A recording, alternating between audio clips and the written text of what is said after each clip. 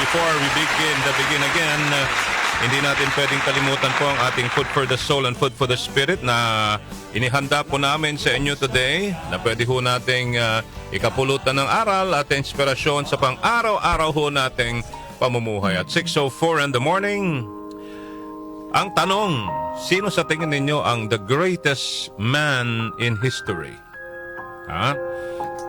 Sa atin pong Food for the Soul and Food for the Spirit, who do you think is the greatest man in history? Sino kaya? Siyempre may mga iniidolo kayo. May mga ano kayo, may mga fina-follow kayo, 'di ba? Fanatic kayo ng ganito. Ito kaya, pag binanggit natin, ayon po sa ating napag-alaman. All right? The greatest man in history ay walang iba kundi mga kaibigan si Jesus. Oh, nagulat kayo, 'di ba? Ha? Ganun ang reaction po natin. Why? Isipin ho ninyo mga kaibigan, he had no servants but they called him master. Wala ho siyang mga alagad. Di ba? Batalyon, mga tauhan. Pero they called him master. Wala siyang natapos.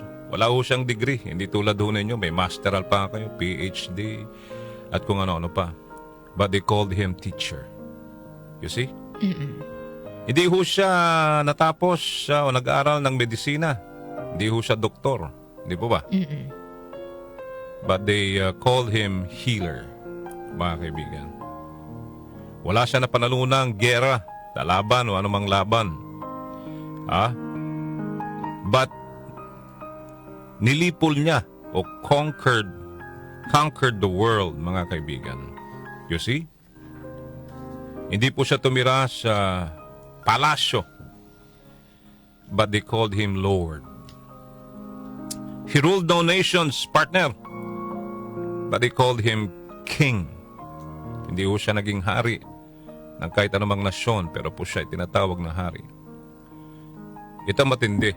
He committed no crime, but they crucified him.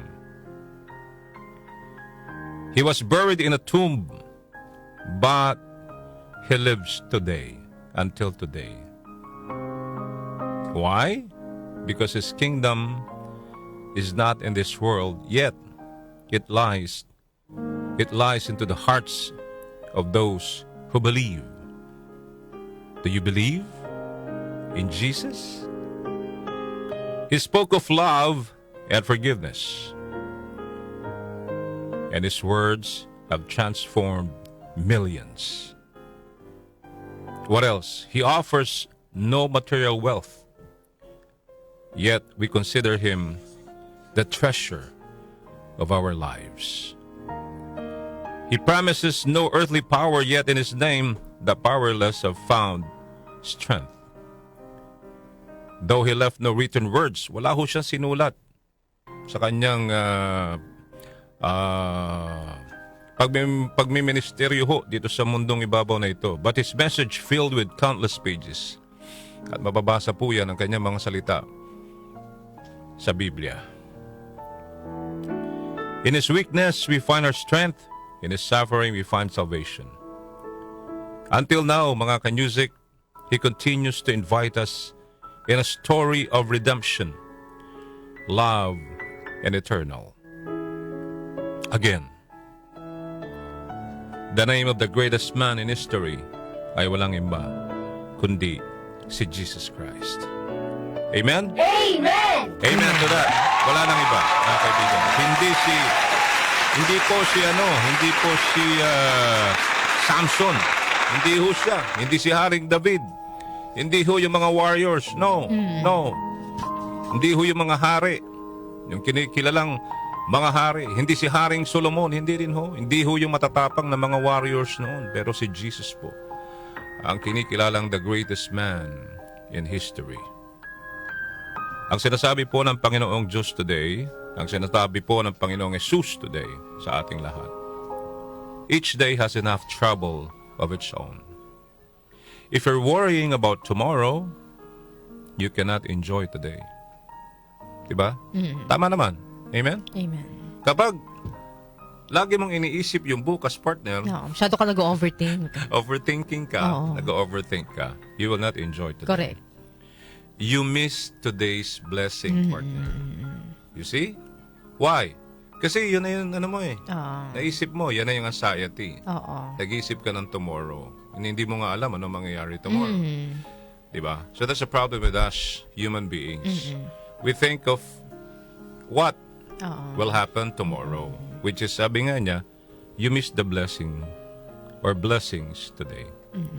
Sabi po, it's okay to plan for tomorrow. But you have to live for today. Forget about the past. Live for today. And ipasa Diyos mo ang tomorrow. But don't forget to thank God. Alright? Huwag ninyong ikabalisa ang para sa araw ng bukas dahil ang bukas ang bahala sa sarili nito. Sabi ho ng ating Panginoong Hesus, sapat na ang inyong mga suliranin sa bawat araw. Amen? Amen. Okay. So yan po ang ating food for the soul and food for the spirit today. Palakpakan po natin ang pong may kapal. Ang masalangit for giving us a brand new day. It's another, miracle. Kailangan nating maging magpagpasalamat, masaya, enjoy ang araw na ito mga kaibigan. Huwag natin sayangin sa mga problema. Ang problema ho ay nandyan lang ho yan. Sabi nga ho, daanan mo lang. Huwag kang mag-stick sa problema. Diba? Pasasaan ba't hindi tayo binibigyan ng Panginoon ng problema ng walang solusyon? Amen? Amen. Kung lalapit lamang ho tayo. Diba? Kung lalapit lamang ho tayo. Tanggapin po natin yung mga blessings na dumarating ho sa atin, hindi ho napapansin. Yung bahay mo, kumain ka, gising na gising ka pa, tumitibok ang puso mo. Ano pa? Nakakainom ka ng tubig. Diba? Maayos ang pangangatawan mo. May damit ka. Humihinga ka. You have to be grateful to God. Amen? Amen. Alright. Alas 6:11 na po ng magandang umaga. Lunes po sa ating lahat today. Good morning once again. Sina Joel Grospe at Darlene Olaño, MOK sa 774